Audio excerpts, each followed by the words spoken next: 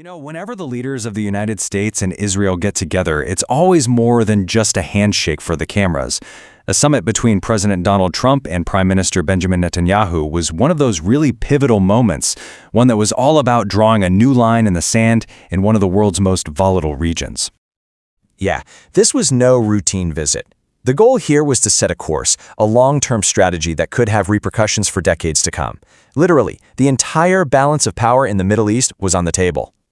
And at the absolute heart of their meeting was this fundamental question.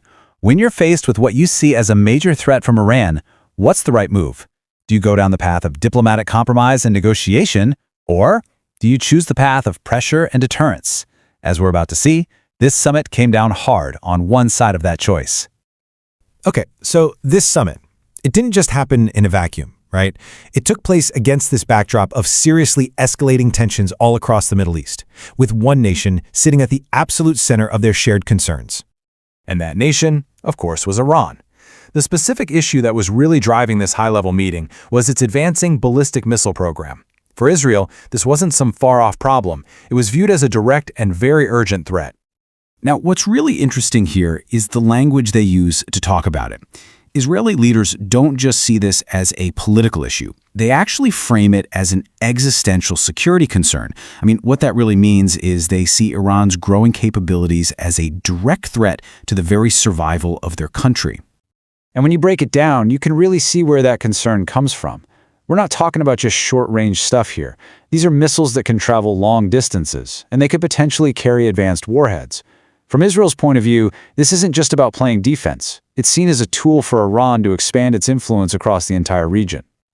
So, okay, you have this huge perceived threat. What do you do about it? Well, the summit signaled a very clear preference for a strategy based not on compromise, but on pressure. And look, this wasn't just talk. It was really a continuation of a playbook that was already in motion. Step one had already happened, President Trump pulling the U.S. out of the Iran nuclear deal.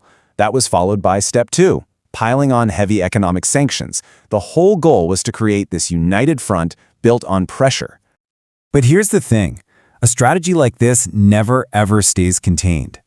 Decisions that are made in Washington and Jerusalem will inevitably create ripple effects, sending waves of risk all across the globe. Just stop for a second and think about what a real military escalation with Iran would mean. It could so easily drag in other countries, including the U.S. It could ignite all these proxy conflicts with groups like Hamas and Hezbollah. Basically, it could completely upend the region's incredibly fragile balance of power. And this is where it starts to hit home for, pretty much everyone, no matter where you live. The stability of the Middle East is directly tied to the global economy. A major conflict there could cause a massive spike in energy prices, sending shockwaves through markets all over the world and affecting all of us. All right, so after all of that, where does this leave us? Well, the meeting itself was a really powerful symbol, but it also pointed toward a future that is deeply, deeply uncertain. This quote really gets to the heart of the matter.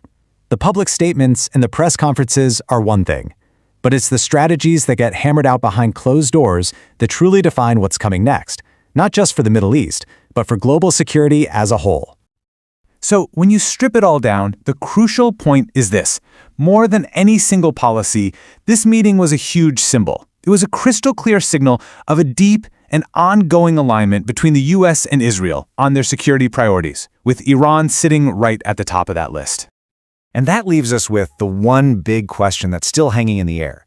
These leaders, they clearly chose the path of pressure. But is that a path to a lasting peace?